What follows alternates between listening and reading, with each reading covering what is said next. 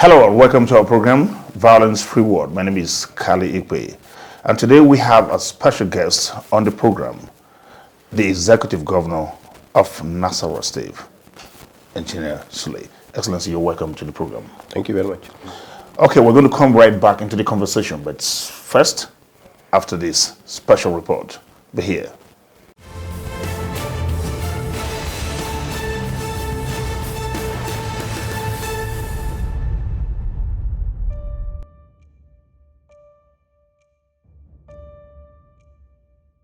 The raging spate of violence in Nigeria has continued to defy all forms of approach at resolving it.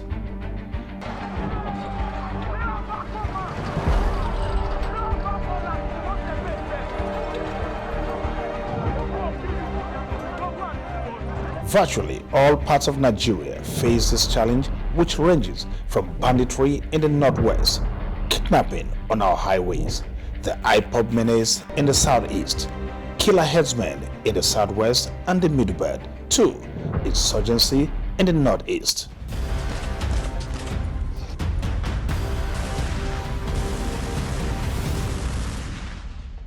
Particularly, the new trend of hostage taking for huge ransom, mostly borne by the government, has become rather too often and smacks of complicity from very high quarters. We also have situations where children are kidnapped at different levels and at different intervals. And what happens at the end of the day is that we take money to go and beg them to release our children to us. So if you are now on a negotiation table, who determines the pace of where the pendulum swings to? Now, if you look at all this, the question is, who is having upper hand as at now? Can we conveniently, boldly, truthfully say that our security is having an upper hand? Public outcry against this trend has dominated national discourse, with some sectors resorting to self-help by way of vigilante groups, like in the case of Amotekun in the southwest and JTF in the north, a measure that is more or less official by now.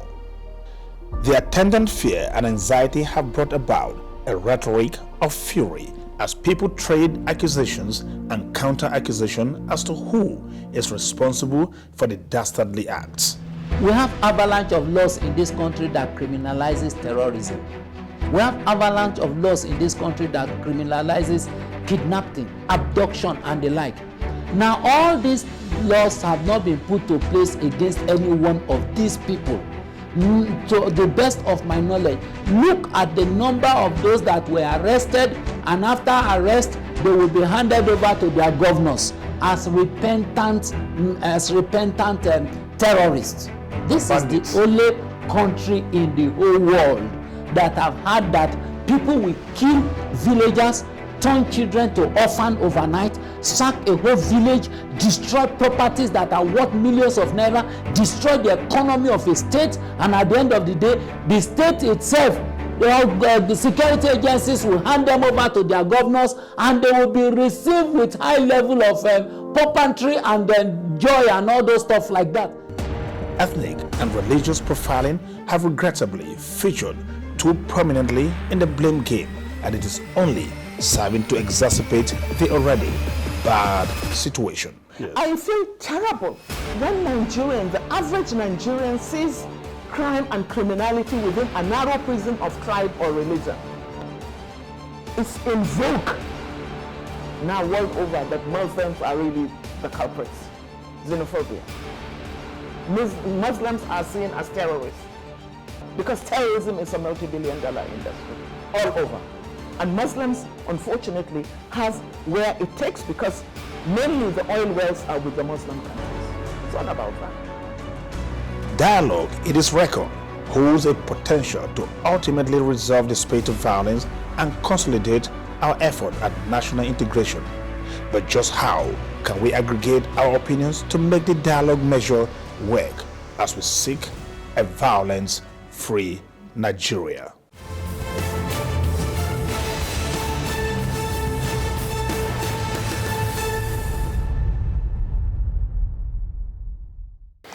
Welcome back.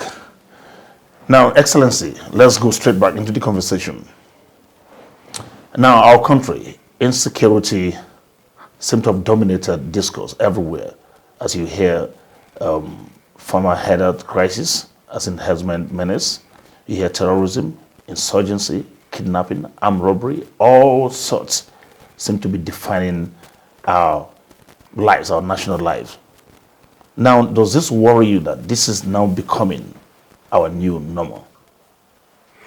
Thank you very much for your question. Actually, every country has its own challenges at a certain time. Nigeria also has had all kinds of challenges at different times or the other. Let me tell you, being from the private sector and being from the oil and gas sector, in this country we used to have problems about pipeline vandalization, about Ogoni problems, about this and that. You know, it went on and on and on, and then finally it died down. Then we had the problem again coming up about kidnapping and everything of the expatriates, especially in the Niger Delta and the rest of that. Again, locally for us, it came to an end. We had the problem of Boko Haram going back and forth everywhere. Locally for us, it came to an end. We came for a meeting yesterday, and if you look at what is happening today in Zamfara, in Kaduna, in Niger, in Katsina, you will know that sooner or later, this also will come to an end. So, yes, as a leader, anytime there is disturbances, it will bother me. Anytime there are problems, it will bother me. But as a leader, you have to keep thinking of a way out. Just like we thought many times of ways out in the past, and then we were able to get out of them. So that's the reason why I'm telling you, it doesn't bother me to the point of, beating me down to where I feel we are defeated. Because we are not. We are still working on it, and God's willing, we are going to come out of it. So before I go to the next question, did I hear you say that Boko Haram is in the past? Are you referring to Nasarawa State, or are you referring to the entire nation? No. I said in this country, Boko Haram was the major problem. Is it not still a major problem? Boko Haram is no longer the major problem. Nigeria is at war. Well, that's why I mentioned whether this is becoming our new normal. Yeah. You can imagine. Well, if you mention Nigeria is at war, where? The media sometimes is at war with itself. Because the media, based on the way they report some of these cases, majority of the people who report this, Nigeria is at war, Nigeria has come to an end, Nigeria will finish in 2015, Nigeria is that. These are all media reports. And because we have freedom of speech, people go ahead and do that. I've been to Borno. I went to Borno. I sat down with the governor. In fact, the governor just came back from a trip in Turkey. He just went to Turkey and came back. If his state was at war, he wouldn't go to Turkey. So you see the way some of these reports are mentioned, and then that today, the positive ones that are coming up, I mentioned to you, I didn't say that Boko Haram is in the past. There is still some remnants of Boko Haram, but there are also drums of these militants that every day are surrendering, and they want to be rehabilitated and accommodated into the society every day. We didn't see that in the past, So for that reason, you can say that. If we're at war, then, we're at war, but the enemy is surrendering every day. Maybe that's the kind of war that we're talking about. So Boko Haram is not in the past. There is still a little bit of remnants here and there, but we are overcoming it. The same thing I have mentioned to you about these kidnappers and the militants that we are facing, the terrorists that we are doing. They are being killed in drums, in these four states that I have mentioned: Kaduna, Katsina, Zamfara, and then Zamfara and Niger, and then in Nasarawa State, where sometimes they run to, we are blocking them. We are taking action. So just last night, that's what we discussed up until early this morning, and trying to find solutions to all these things. So that's what you keep saying. Okay, I get it now. Now, let's go. Nasarawa State definitely has had its own fair share of violence in the past, even though the situation is relatively a lot more calm than it was in the past right now. But despite all of this, the phenomenon of herders menace, killer herdsmen, can you say Nasarawa State is free of this completely right now, or is not an issue for Nasarawa State?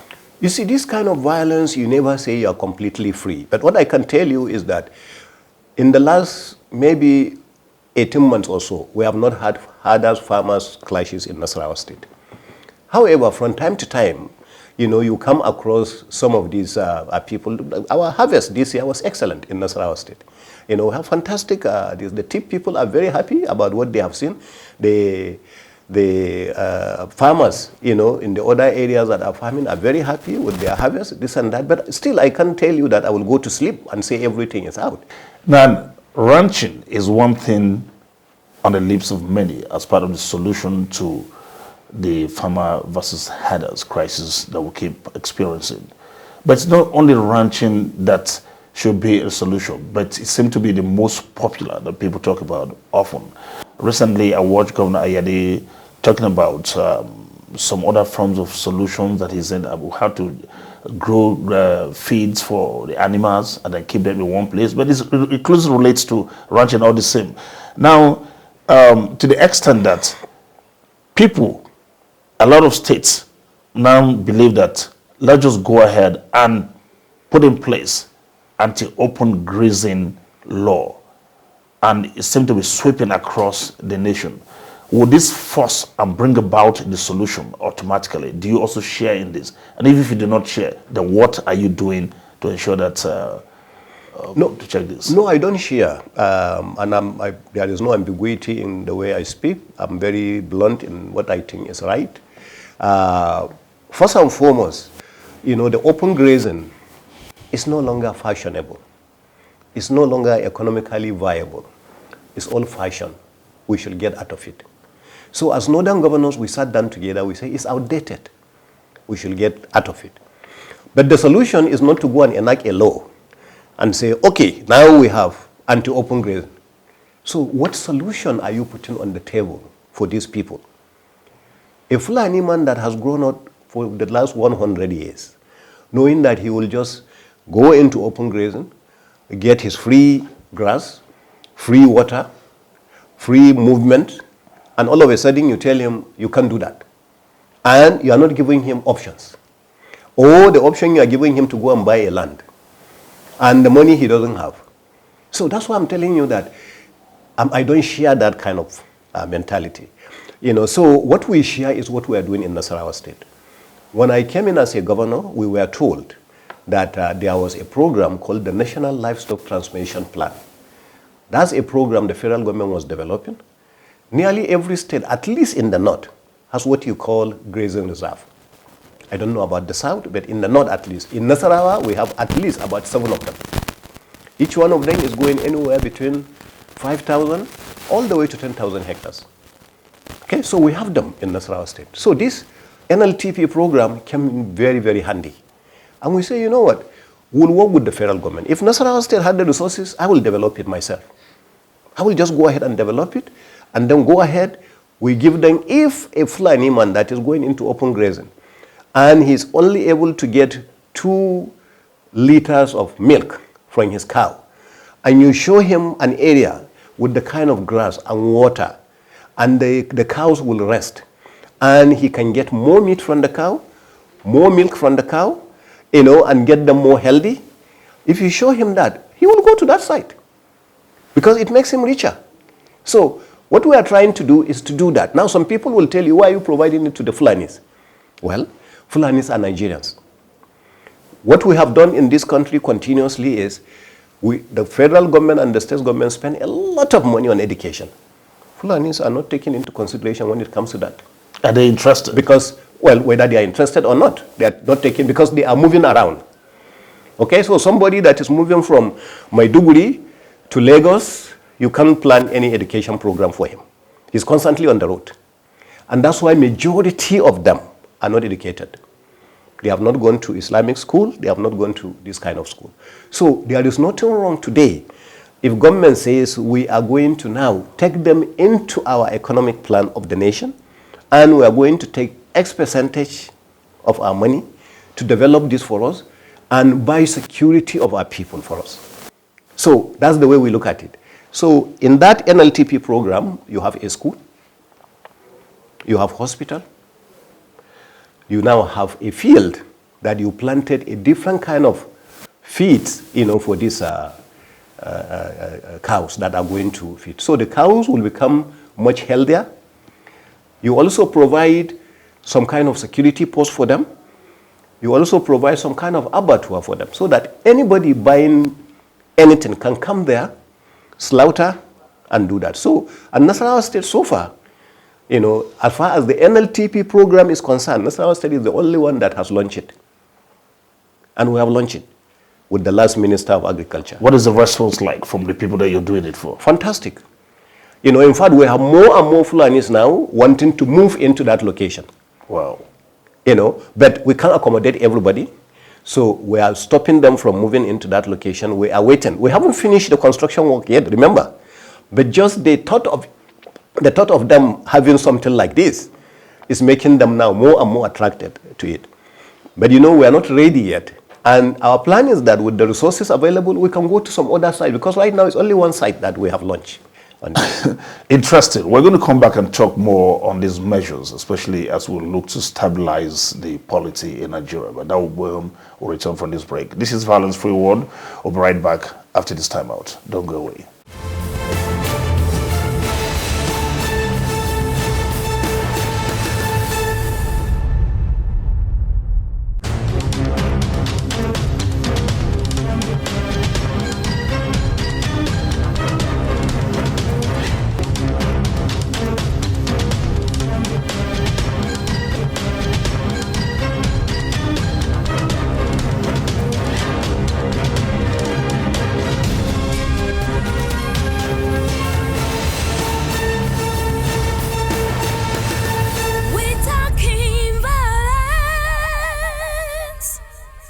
Welcome back. This is Violence Free World. We're still here with our special guest in the house, Governor Abdullahi Sule of Nasarawa State. Excellency, before we went on the break, we were touching on measures to help curb this situation. Amnesty is one thing too that has been brandished here and there as far as militancy was concerned. Now, a lot of people are calling for it, and even some governors, some of your colleagues are even trying to deploy, say, for repentant bandits, for repentant insurgents. Let's bring them in, de-radicalize, and integrate them into the society, then pay them. What is your take as far as amnesty for criminals is concerned? It depends on the level of criminals. There are certain criminals that have become so entrenched in what they are doing that any kind of amnesty doesn't make any sense to them. There are some that are fighting for a cause. Such people, if you are able to convince them and you give them amnesty, such people can easily assimilate into the society and do well. If they renounce the cause, that is if they renounce the cause. Well, for somebody to surrender, the person is renouncing the cause. Now, the one that is even more organized, was the one in the Niger Delta you mentioned, which happened during Yar'Adua administration because of his own style of leadership. He thought that was the right thing to do, and that's what he started. Now, the other aspect, you see, they had a cause. They wanted some participation in what was happening in the oil and gas sector. They wanted this, they wanted that, and then they renounce the cause, and then it's there. But if you go back and take a look at it, are we completely free even in that area? Don't you have skirmishes here and there? Okay? Because there are different kinds of people also in that area. So the same thing with the Boko Haram is going to happen. There are different classes of this Boko Haram. There are a lot of them that went into it really because they didn't have anything to do. So many youth joined the Boko Haram as a means of livelihood. So those kind of people, if you provide them with some level of livelihood, they are, a lot of them were graduates, HND holders, OND holders in Maiduguri, that went into this. So those are the kind of things that when it happens, then you can categorize those kind of people. But there are people like Shekau himself that was doing it purely on religious ground. And he's saying that until Nigeria becomes an Islamic state, he was not so. People like that, accepting their repentance means nothing. Because until he gets what he wants, which he's not going to get. Because Nigeria cannot be a society where you can force everyone to be a Muslim. So in those kind of situations, that's what you have. And Nigeria is not the only one facing this. The UK has faced this and has stayed in war for a very, very long time with Northern Ireland. So very, very long time. And that's the kind of thing that you come across. So you find some of these deranged people, because of their beliefs and things like that, and they hold on to a cause. So those kind of people, then there is no need for you to give any amnesty because they are not going to understand it. So that's why I say it depends. Like I believe most of the governors are beginning to realize now. Metawala is saying no more amnesty. Even the governor of Katsina State, a whole lot of them are beginning to realize that maybe we should actually redefine and know who we actually give amnesty to. Because some persons come into the ranks only to come and spy on the system and go back to their old ways. That's how it has been. Now let's look at politics of terrorism.